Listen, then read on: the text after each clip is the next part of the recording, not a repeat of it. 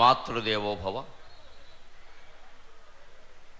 అమ్మయటన్న మాట మనకు అక్షరమాలను దిద్దునప్పుడే కమ్మగ నేర్పినారు.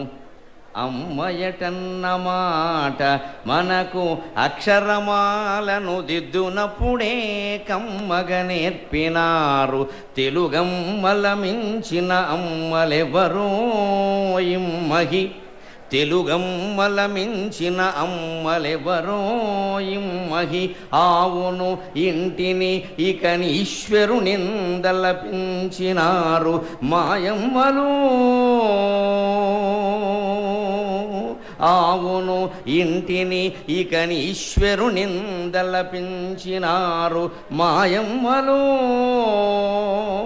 తెలుగు పద్యములనంకితమిత్తము, తెలుగు పద్యములనంకితమిత్తము వారి ప్రేమకై. తెలుగు పద్యములనంకితమిత్తము వారి ప్రేమకై. భారతీయ విద్యా విధానంలో, అందున తెలుగు విద్యా విధానంలో 1వ తరగతిలో తెలుగు పాఠ్య పుస్తకంలో మొదటి పుటలోనే జీవితంలో సాధించవలసిన విలువలన్నీ తెలిపినటువంటి ఏకైక జాతి తెలుగు జాతి, ఏకైక భాష తెలుగు భాష.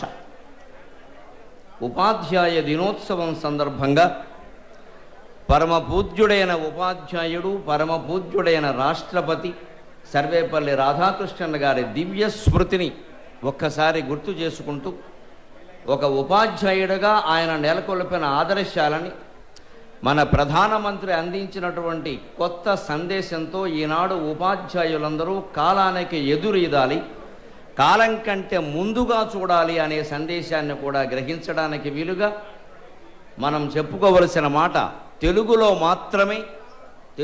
మాత్రమే బోధన జరిగినప్పుడు, తెలుగు మాధ్యమే ప్రధానంగా ఉన్నప్పుడు 1వ తరగతి తెలుగు వాచకంలో 4 మాటలు ఉండేవి. అమ్మ, ఆవు, ఇల్లు, ఈశ్వరుడు అనేవి. అకారం కోసం అమ్మ, ఆకారం కోసం ఆవు పెట్టిన వ్యవస్థ కాదు. అంతకంటే సరదాగా పెట్టాలి అంటే అకారం కోసం అప్పడం పెట్టచ్చు, తిరగతిలో పిల్లలందరికీ పంచి పెట్టచ్చు. ఆకారం కోసం ఒక్కర్లేదు, ఆనపకాయ పెట్టచ్చు, 4 ముక్కలు కోసి పులుసులో వేసుకోమని చెప్పచ్చు. కానీ అలా ఆలోచించే వాళ్ళు కాదు మన తెలుగు పండితులు, కవులు, ప్రాచీన ఋషులు కూడా. అమ్మ, ఆవు, ఇల్లు, ఈశ్వరుడు అన్నటువంటి మాటల్లో మనిషి జీవితంలో సాధించవలసిన ధర్మ, అర్థ, కామ, మోక్షాలనే 4 పురుషార్థాలని నిక్షిప్తం చేసి పెట్టారు. అమ్మ ధర్మానికి ప్రతీక. మనం భూమి మీద పుట్టిన వెంటనే మనకి ధర్మాలు ప్రబోధించి నడవడిని గురించి చెప్పి మంచివాడుగా తీర్చిదిద్దేది తల్లి. నేటి బాలలందరూ రేపటి పౌరులు కావాలంటే తల్లి పెంపకం, తల్లి పాలు, తల్లి పోషణ, తల్లి ప్రేమ చాలా ముఖ్యమైన విషయాలు.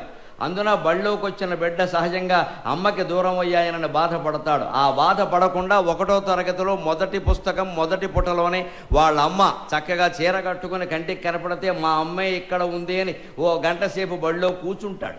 ఈ మనస్తత్వాన్ని, పరమ పవిత్రమైన తల్లి ప్రేమని 2 దృష్టిలో పెట్టుకుని అమ్మ అని పెట్టారు. లేకపోతే అప్పడమో ఇంకోటో అరకో ఆలోయో పెడితే అయిపోయేది లెక్క. కానీ అలాగే అమ్మ ధర్మానికి ప్రత్యేక, ఆవు అర్ధపురుషార్థానికి ప్రత్యేక. ఆవు అంటే పాడి పరిశ్రమ. ఇవాళ కూడా దానికి ఒక ప్రధానమైనటువంటి మంత్రిత్వ శాఖ ఉంది ప్రత్యేకంగా. ఆర్థికమైన పరిస్థితి లేకపోతే ప్రత్యేక శాఖ ఏర్పాటు చేయాల్సిన అవసరం లేదు. ఆవు అంత గొప్పది. నిజానికి ఒక మహా సామ్రాజ్యాన్ని పరిపాలించడం కంటే కూడా ఒక గోవుకు సేవ చేయడం గొప్పదిగా మన భారతీయ సంస్కృతి భావన చేసింది. అందుకని ఆవు 2వ పురుషార్థంగా, అర్ధపురుషార్థంగా పెట్టారు. ఇక 3వది కామపురుషార్థానికి సంకేతంగా ఇల్లు. కామపురుషార్థం కోసమే, ఆ సాధనని దివ్యంగా చేయడం కోసమే మనం అంతరం వివాహాలు చేసుకున్నాం. అందుకే పెళ్ళైతే ఒక ఇంటివాడయ్యాడు అంటారు. ఓ ఇల్లు కొనుక్కున్నా ఇంటివాడయ్యాడు అనరు. పెళ్ళైతే మాత్రం ఇల్లు లేకపోయినా ఇంటివాడయ్యాడు అంటారు. ఇల్లు వివాహానికి, కామపురుషార్థానికి ప్రత్యేక. ఇక ఈశ్వరుడు మోక్షానికి ప్రత్యేక అని వేరే ప్రత్యేకించి చెప్పక్కల్లా. అమ్మ, ఆవు, ఇల్లు, ఈశ్వరుడనే 4 మాటలు ధర్మార్థ కామ మోక్షాలు 4ంటికి ప్రతీకలుగా పుట్టి కేజీ నుంచి పీజీ వరకు ఎన్ని జీలు చదివినా సరే నువ్వు జీవితంలో సాధించాల్సింది మాత్రం ధర్మార్థ కామ మోక్షాలు 4 అని ఏకైక భాష ఒక్క తెలుగు భాష, ఏకైక జాతి ఒక్క తెలుగు జాతి మాత్రమే తన విద్యా విధానం ద్వారా ఈ ప్రపంచానికి మొత్తం మార్గం చాటి చెప్పింది. 1వ తరగతిలోనే జీవిత లక్ష్యాలని విద్యార్థికి అర్థం చేసినటువంటి జాతి మన తెలుగు జాతి. ఆ జాతి ఈవేళ ఆంధ్రప్రదేశ్ రూపంలో ఈవేళ 13 జిల్లాల్లో ప్రత్యేకంగా ఉపాధ్యాయ దినోత్సవం జరుపుకుంటూ కొన్ని వందల మంది ఉత్తమ ఉపాధ్యాయులను ఇక్కడ సన్మానించుకున్నటువంటి సభలో మనం ప్రత్యేకంగా ఉపాధ్యాయులు ఎక్కువ మంది ఉన్నారు కాబట్టి ఈవేళ ప్రధానమంత్రి ఇచ్చిన సందేశాన్ని, ముఖ్యమంత్రి గౌరవనీయులు నారా చంద్రబాబు నాయుడు గారు ఇచ్చిన సందేశాన్ని మనం అందుకుని కాలం కంటే ముందుగా పిల్లల్ని పరిగెట్టేలా చెయ్యాలి. అదే సందర్భంలో ప్రాచీనమైన విలువల్ని మర్చిపోకుండా చెయ్యాలి అంటే ముందు బుద్ధిని వికసింప చెయ్యాలి. ఇవాళ బడి అయిపోయిన తర్వాత ఇంటి పని ఇవ్వడం అంటే చాలా మామూలు విషయంగా మారింది. ఊరికే ఇంగ్లీష్ మీడియం కాన్వెంట్లో అయితే రైట్ ఈచ్ క్వశ్చన్ 10 times, ఎందుకో తెలియదు, ప్రతి ప్రశ్న 10 సార్లు రాసేయి అంటే వాడు గంట సేపు అక్కడి నుంచి కదలకుండా ఉంటే తల్లి పనిలో తల్లి, తండ్రి పనిలో తండ్రి ఉండి కాలక్షేపం చేసేయచ్చు, వాడు జోలికి వెళ్ళక్కర్లేదు. తర్వాత లెక్కల ట్యూషన్కో ఇంగ్లీష్ ట్యూషన్కో బయటికి పంపేయచ్చు, మళ్ళీ మన జోలికి రావద్దు. మొత్తం మీద పిల్లాడు మన జోలికి రాకుండా ఉంటే చాలు, మనం వాడి జోలికి రాకుండా ఉంటే చాలని ఆలోచించాం. అందుకే 3 ఏళ్ళు వాడికి రాకుండా బేబీ కేర్ సెంటర్లో పారేస్తున్నాం. 30 ఏళ్ళు వాడికి వచ్చాక మన ఓల్డేజ్ హోమ్లో పారేస్తున్నాడు. మనం చేసిందే వాడు చేశాడు, పెద్ద కొత్తగా చేసింది అండి.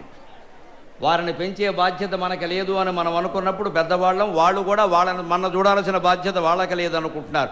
ఈ అభిప్రాయాలన్నీ పోవాలి అంటే అన్నీ యాంత్రికంగా జరగడం పోయి పరమ ప్రేమతో జరగాలి. పూర్తిగా పిల్లాడు తయారవడం అనేది ఒక సంస్కారవంతుడైనటువంటి భారతీయ పౌరుడు తయారవడం, ఎప్పుడూ ప్రభుత్వానికి కట్టవలసిన పన్నులు ఎగ్గొట్టని పౌరుడు తయారవడం, ప్రభుత్వం పెట్టిన ఏ నిబంధననైనా బాధ్యతతో అంగీకరించే పౌరుడు తయారవడం, ఒక వివాహం చేసుకుంటే జీవితాంతం దానికి కట్టుబడి ఉండేటువంటి పురుషుడు స్త్రీ తయారవడం, వాళ్ళ పిల్లల్ని ఒక రామలక్ష్మణుల్లాగా బలరామకృష్ణుల్లాగా తీర్చిదిద్దగలిగినటువంటి గొప్పవాళ్ళు తయారవడం మనం దృష్టిలో పెట్టుకుంటే బుద్ధిని మనం వికసింపజేస్తాం. ఆ బుద్ధి వికసింపజేయడం కోసం పూర్వం ఇంటి పని ఇచ్చేవారు. మనకి పెద్ద బాల శిక్షలో ఓ పద్యం ఉంటుంది. మేము ఎప్పుడో 4వ తరగతి చదువుతుంటే మా తెలుగు మాస్టర్ బడి విడిచిపెడుతుంటే ఓ పద్యం చెప్పాడు. అప్పుడు 4 గంటలకే బడి విడిచిపెట్టేవారు. ఇప్పట్లాగా 8 to 8 నైట్ టు నైట్ రాత్రి మేమే చదివిస్తాం, మేమే పరీక్షలు పెడతాం, మేమే పెళ్ళిళ్ళు చేస్తాం, మేమే పిల్లనగానే ఏర్పాటు చేస్తాం, ఇంకో 10,000 మాకు కట్టేయండి అనేటువంటి పరిస్థితులు లేవు.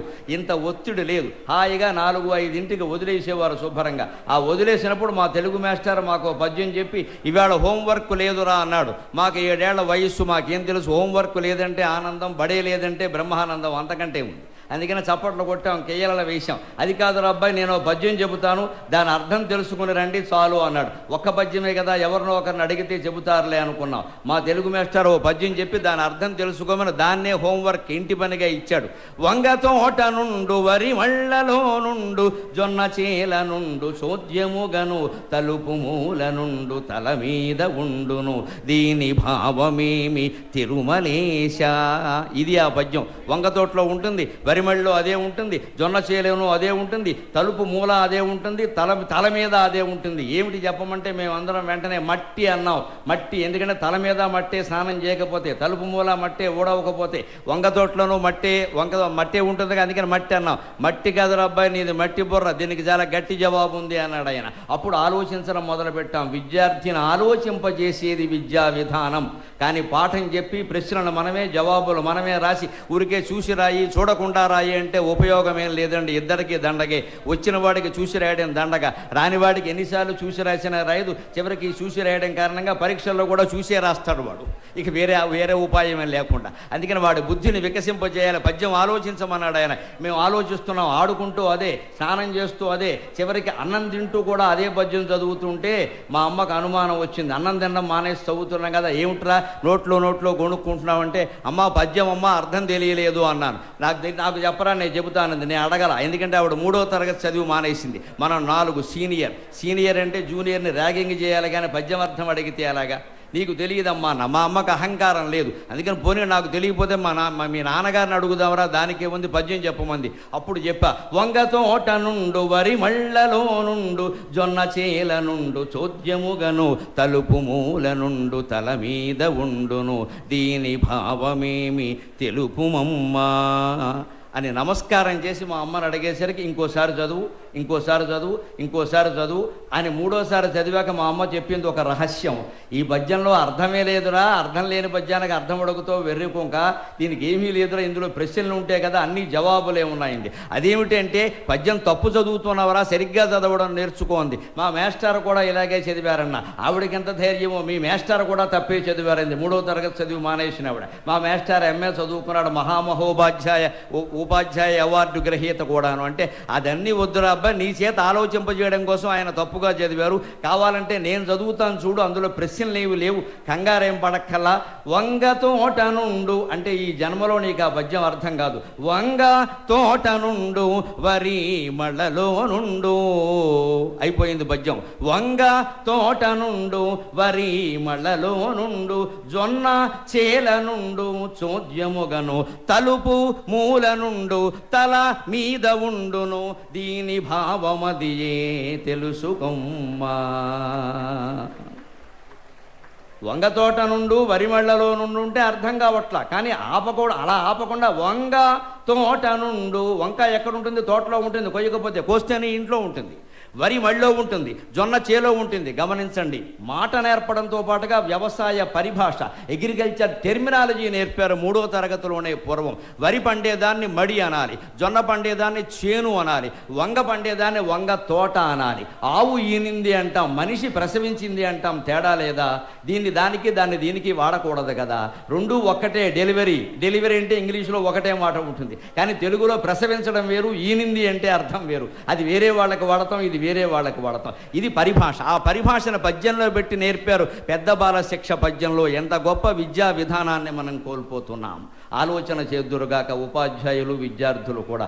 అందుకని వంగ తోట నుండు, వరి మళ్ళలో నుండు, జొన్న చేల నుండు, తలుపు మూల నుండు. ఎంత పెద్ద మందిరం కట్టినా తలుపు ఎప్పుడు మూలే ఉంటుంది, గడిగడికి అడుగడుక్కి తలుపు పెట్టదు కదా. తల మీద నుండును, అందరికీ మీదే ఉంటుంది తల, ఎవరికైనా కింద ఉన్నా మనం చేయగలిగింది ఏం లేదు. ఇప్పుడు ఆలోచన లేదన్నమాట. ఏది ఎక్కడ ఉంటుందో చెప్పారు కానీ ఎక్కడ ఏముంటుందో నేను అడగలేదురా అని 3వ తరగతి చదివి మానేసిన మా అమ్మ చెబితే నాకు ఆశ్చర్యమైంది. నేను వెంటనే అన్న, అమ్మ నువ్వు 3వ తరగతి చదివి మానేయబట్టి నీ తెలివితేటలు నీలో మిగిలే, నువ్వు పీహెచ్డీ ఎంఫిల్ చేసుంటే మాకెవరికి చదువు లేకుండా పోయేది అనుకున్నాను నేను. ఆ రోజుల్లో స్త్రీలు సమస్తమైన త్యాగాలు చేసి వాళ్ళ చదువు కంటే పిల్లల చదువు ముఖ్యమని, వాళ్ళ ఆరోగ్యం కంటే పిల్లల ఆరోగ్యం ముఖ్యమని, వాళ్ళ సంపదల కంటే పిల్లల సంపదలు ముఖ్యమని, వాళ్ళ సమయం కంటే పిల్లల సమయం ముఖ్యమని భావించారు. కాబట్టే జాతి ఒక సర్వేపల్లి రాధాకృష్ణన్ని తయారు చేసుకోగలిగింది, ఒక టంగుటూరి ప్రకాశం గారిని తయారు చేసుకోగలిగింది, ఒక అల్లూరి సీతారామరాజును తయారు చేసుకోగలిగింది. ఈవేళ తల్లిదండ్రులు పిల్లల కోసం ఏ త్యాగాలు చేయడానికి సిద్ధంగా ఉన్నారో ఆలోచన చేసుకోవాలి. అందుకే ఈవేళ తల్లిదండ్రులు చాలా గొప్పవాళ్ళు. ఏ త్యాగం ఎందుకంటే ఏకంగా పిల్లల్నే త్యాగం చేస్తామనే ధోరణకు వచ్చేసారు. వాళ్ళని పొద్దున్న పట్టుకెళ్ళి బేబీ కేర్ సెంటర్లో వేసేస్తాం, తర్వాత రెసిడెన్షియల్ స్కూల్లో వేసేస్తాం, తర్వాత హాస్టల్లో వేసేస్తాం. ఇక పెళ్ళయ్యే వరకు మా దగ్గరికి రావక్కలా, పెళ్ళయ్యాక ఎలా ఊరాడు కాబట్టి గొడవే లేదు అన్నారు. శాశ్వతంగా మాతాపుత్ర వియోగం జరిగిపోతే ఏ జాతి అయినా బాగుపడే అవకాశం ఉందా?